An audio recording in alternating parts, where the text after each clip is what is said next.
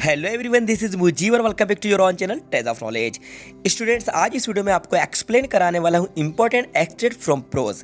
जी students, आपकी जो first book है जिसका नेम है फर्स्ट फ्लाइट, तो फर्स्ट फ्लाइट में आपके जो प्रोज के चैप्टर्स हैं उन चैप्टर्स में से आपका जो फर्स्ट चैप्टर है जिसका नेम है अ लेटर टू गॉड, इसके एक्सट्रैक्ट आज इस वीडियो के अंदर जानेंगे। जी स्टूडेंट, जैसा कि आप सभी को पता है जो न्यू ब्लूप्रिंट आपका जारी किया गया है उसके अकॉर्डिंग आपके सिलेबस में एक्सट्रैक्ट रखे गए हैं।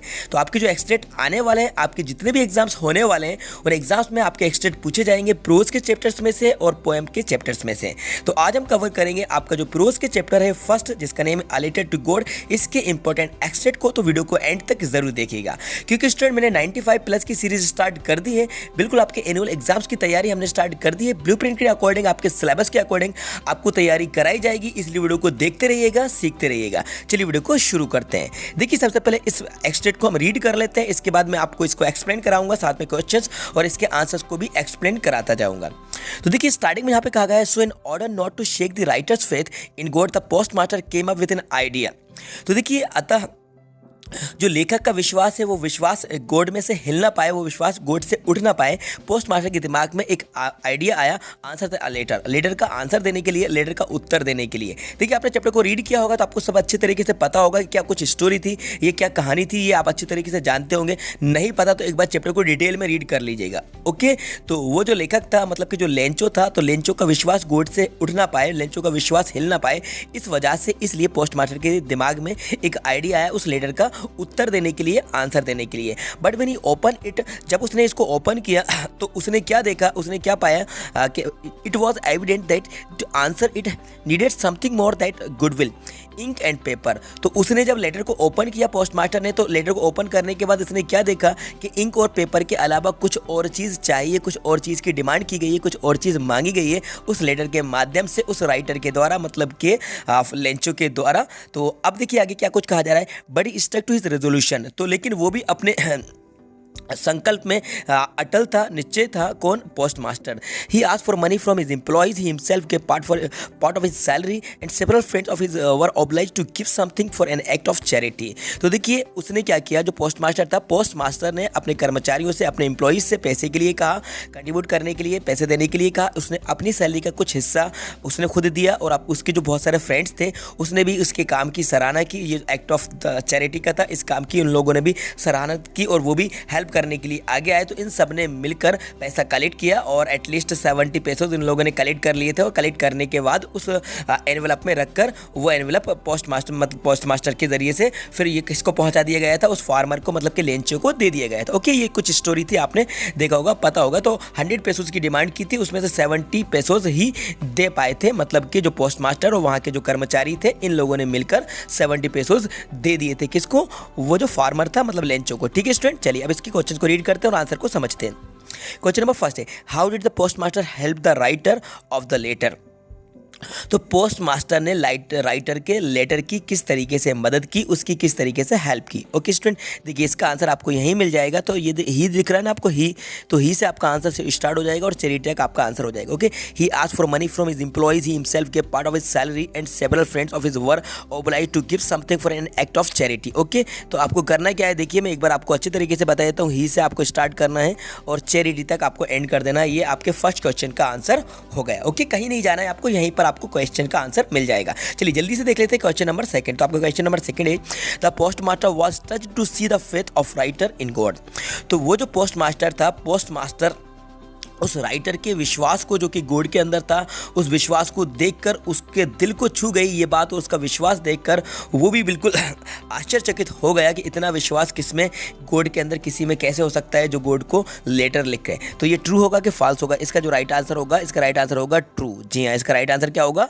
राइट आंसर होगा स्टूडेंट ट्रू। ठीक है, चलिए बात करते हैं नेक्स्ट क्वेश्चन। क्वेश्चन नंबर आपका थर्ड है, the post master ask money from. तो पोस्ट मास्टर ने मनी के लिए किससे कहा? हिज मदर से कहा, हिज फादर से कहा, लेंचो से कहा हिज एम्प्लॉइज, तो इसका राइट आंसर होगा हिज एम्प्लॉइज। उसने अपने एम्प्लॉइज से कहा, किससे कहा? अपने एम्प्लॉइज से, मतलब कि उस पोस्ट ऑफिस के अंदर काम करने वाले जितने भी कर्मचारी थे उन एम्प्लॉइज से, उन कर्मचारियों से मनी के लिए पोस्ट मास्टर ने कहा। ठीक है स्टूडेंट, चलिए बात करते हैं क्वेश्चन नंबर 4 के बारे में। क्वेश्चन नंबर आपको 4, identify the word from the extract which means firm decision. Firm decision का आपको मीनिंग बता देना है, पैसेज में से आपको सर्च करना है, पैसेज में से सर्च करके इसका मीनिंग बताया जाए। तो देखिए इसका जो राइट आंसर होगा वो होगा रिजोल्यूशन, RESOLUTION। फर्म डिसीजन का मतलब होता है रिजोल्यूशन। रिजोल्यूशन मतलब होता है दृढ़ संकल्प।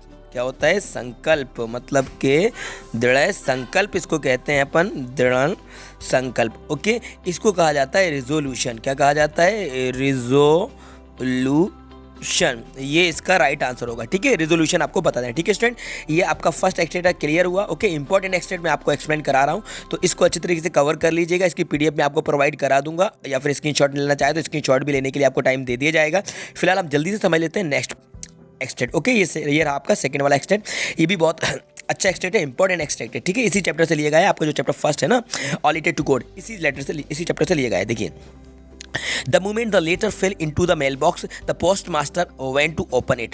तो देखिए क्या होता है, वो जो उस फल में, उस क्षण में क्या होता है, वो जो लेटर था, तो इसको लेटर कर लीजिएगा। ठीक है, स्पेलिंग थोड़ी सी रॉन्ग हो गई है, लेटर LETTER होता है। ठीक है, the moment the letter fell into the mail box, तो वो जो लेटर था उसको मेल बॉक्स के अंदर डाल दिया गया। The post master went to open it, तो वो जो पोस्ट मास्टर था उसको ओपन करने के लिए गया और उसने क्या देखा? Code of the money that I asked for. तो वो जो सेकंड वाला, मतलब कि जो बात की जा रही है, अब सेकंड वाले लेटर की बात की जा रही है, जो कि फार्मर ने, लेंचो ने जो सेकंड वाला लेटर लिखा था ना, जब उसको पहले जो पैसे मिले थे 70 पैसे मिले, तो उसके बाद उसने सेकंड वाला जो दूसरा लेटर लिखा था, दूसरा लेटर लिखकर उसने क्या कुछ कहा था, ये वो वाली कहानी चल रही है आगे, मतलब। ठीक है, तो द मोमेंट द लेटर की स्पेलिंग मैंने आपको बता दी, क्लियर कर लेना। The moment the letter fell into the mail box, the post master went to open it. उसके बाद मतलब कि वो जो लेंचो था, लेंचो ने मेल बॉक्स में दूसरा लेटर डाल दिया, पोस्ट मास्टर उसको ओपन करने के लिए गया, उसको ओपन करा तो उसने देखा कि लेंचो ने क्या लिखा हुआ है? Code of the money that I asked for, कि पैसे के लिए जो मैंने मांगा था, ओनली 70 पेसोज रीच्ड मी, ओनली 70 पेसोज ही मेरे पास पहुंचे हैं। हाउ मच पेसोज, तो 70 पेसोज ही मेरे पास पहुंचे। ये कौन कह रहा है? लेंचोज कह रहा है। सेंड मी द रेस्ट, मतलब कि वो बाकी जो अमाउंट है, रेस्ट मतलब जो बचा हुआ अमाउंट है, मतलब कि जो 30 पेसोज है, ये मुझे भेजिए। सिंस आई नीड, क्योंकि मुझे इसकी बहुत ज़्यादा ज़रूरत है, वेरी मच, क्योंकि मुझे इसकी बहुत ज़्यादा ज़रूरत है। ये लेंचो कह रहा है, किससे कह रहा है? गोड से कह रहा है, लेटर में राइट करके। ठीक है, but don't send it to me through the mail, लेकिन इस बार जो पैसा है वो मेल के जरिए बिल्कुल भी मत भेजना, because the post office employees are a bunch of crooks, क्योंकि जो पोस्ट ऑफिस के एम्प्लॉइज हैं वो बंच ऑफ क्रुक्स हैं, मतलब कि बदमाशों का ग्रुप है, बदमाशों का झुंड है। ग्रुप क्रुक्स मतलब होता है बदमाश, का होता है बदमाश। ठीक है, बेईमानी करने वाले, चीटिंग करने वाले। तो ये फार्मर के माइंड में चल रहा है। फार्मर इस तरह से सोच रहा है कि जो चीटिंग की गई है उसके साथ एम्प्लॉइज़ ने की है, लेकिन रियलिटी कोई नहीं जानता कि एक्चुअल में उसकी मदद किसके द्वारा की गई है। तो ये पोस्ट मास्टर जो है उसकी द्वारा मदद की गई थी, लेकिन फार्मर को ये चीज़ के बारे में पता नहीं था। वो यही समझ रहा था कि जो पैसा आया ये गोड की तरफ से आया। ओके, जल्दी से क्वेश्चन देखते हैं और इसके आंसर को कवर करते हैं। ठीक है स्टूडेंट, तो देखिए आपका जो फर्स्ट क्वेश्चन है, क्वेश्चन में कहा गया है what does Lencho mean by the rest. तो लेंचो से मतलब कि लेंचो का मतलब क्या था? What does Lencho mean by the rest, तो बाय द रेस्ट से लेंचो का मतलब क्या था? देखिए स्टूडेंट, इसका राइट आंसर होगा, मैं आपको बता देता हूँ, इसको नोट कर लीजिएगा। By the rest Lencho means that the 30 pesos which were yet to come. तो लेंचो का मतलब ये था कि 30 पेसोज था जो आने बाकी थे। ठीक है, तो ये इसका राइट आंसर हो जाएगा by the rest Lencho means that the 30 pesos which were yet to come. तो इसका मतलब ये था कि 30 पेसोज से था जो आने बाकी थे। ओके स्टूडेंट, ये इसका आंसर हुआ। ठीक है, क्वेश्चन नंबर सेकंड है, Lencho was thankful to the post office employees after receiving money. तो पैसा मिलने के बाद लेंचो थैंकफुल था कि उसको जो पैसा मिला है उससे वो संतुष्ट था, थैंकफुल था, आभारी था। तो इसका राइट आंसर होगा फाल्स। नहीं, बिल्कुल नहीं था, बल्कि वो एंग्री हो गया था, गुस्सा हो गया था, क्योंकि उसको जितना पैसा चाहिए था उतना पैसा नहीं मिला था। उसकी जो रिक्वायरमेंट थी, उसकी जो डिमांड थी, उस डिमांड के अकॉर्डिंग उसको पूरा पैसा नहीं मिला था, इसी वजह से वो क्या हो गया था? गुस्सा हो गया। ठीक है, क्वेश्चन थर्ड वाला देख लेते हैं। क्वेश्चन आपका थर्ड नंबर का है। थर्ड नंबर पर आपसे क्या कुछ कहा जा रहा है, देख लीजिए। द लेटर टू गोड लेंचो आस्क्ड फॉर। तो जो लेटर गोड को लिखा हुआ था, लेंचो ने किस चीज़ के लिए कहा था, तो किस चीज़ की डिमांड की थी? इसके आंसर देखिए, ऑप्शन यहाँ पे दिए 80 पेसोज, 100 पेसोज और 200 पेसोज, 150। तो इसका जो राइट आंसर होगा वो होगा 100 पेसोज। ये फर्स्ट लेटर वाली बात की जा रही है। ठीक है, फर्स्ट जो लेटर था ना, फर्स्ट लेटर में 100 पैसों की बात की थी। इसके बाद सेकंड लेटर में रेस्ट अमाउंट की बात की थी, मतलब कि जो 30 पैसोज थे वो सेकंड लेटर में बात की थी। फर्स्ट लेटर में 100 पैसोज मांगे थे, ठीक है। ओके, क्लियर हो रहा है। चलिए बात करते हैं क्वेश्चन नंबर 4। क्वेश्चन नंबर 4 है identify the word from the extract which means dishonest. तो डिसऑनेस्ट का मतलब आपको बता देना है एक्सट्रैक्ट में से। तो देखिए एक्सट्रैक्ट में तो मैंने अभी आपको एक वर्ड बताया था जो था आपका क्रूक्स। क्या था? क्रूक्स। तो क्रूक्स यहाँ पर आ जाएगा। ये जो आपका क्वेश्चन नंबर 4 है, तो इसका जो राइट आंसर होगा ये होगा CROOKS। ओके, तो इसका जो राइट आंसर होगा वो राइट आंसर होगा आपका क्रूक्स।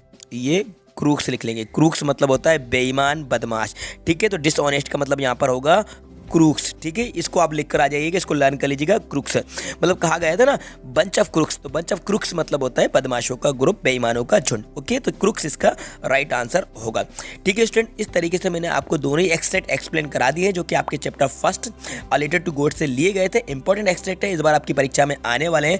आपकी जो भी परीक्षाएं होने वाली हैं, मैं फिलहाल आपसे एनुअल टारगेट की बात कर रहा हूँ। आपके half yearly, pre board exam तो वो होंगे। इसके अलावा आपके जो बोर्ड एग्जाम्स होने वाले हैं उसके लिए आपके एक्सट्रैक्ट इंपॉर्टेंट थे जो मैंने आपको वीडियो के अंदर एक्सप्लेन करा दिए। तो स्टूडेंट आई होप दैट ये वीडियो आपको पसंद आएगी तो वीडियो को लाइक कर दीजिएगा, अपने सारी फ्रेंड्स को, सारी दोस्तों को ज़्यादा से ज़्यादा शेयर कर दीजिएगा, और यदि चैनल पर नए हैं तो चैनल को सब्सक्राइब कर दीजिएगा, क्योंकि आपके एग्जाम्स की 100% तैयारी इस चैनल के जरिए से कराई जाएगी। इंग्लिश की 100% तैयारी इस चैनल पर कराई जाएगी। जो भी आपके डाउट्स हैं उनको क्लियर कराए जाएंगे। ग्रामर के चैप्टर्स को आपको एक्सप्लेन कराए, ग्रामर के टॉपिक्स को कवर कराया जाएगा। आपके टेक्स्ट बुक के, वर्क बुक के, सप्लीमेंट्री मटेरियल के सारे टॉपिक्स को यहाँ पर कवर कराया जाएगा। इसलिए देखते रहिएगा, सीखते रहिएगा। ओके, चैनल को सब्सक्राइब करना बिल्कुल भी नहीं भूलिएगा। बेल आइकन को जरूर प्रेस कर लीजिएगा, जिससे जैसे भी न्यू वीडियो अपलोड की जाएगी उसका नोटिफिकेशन सबसे पहले आपके पास पहुंच जाएगा। अगर आपका कोई डाउट है, कोई कंफ्यूजन है, तो आप कमेंट्स बॉक्स में जाकर कमेंट्स करके मुझसे पूछ सकते हैं। Thanks for watching.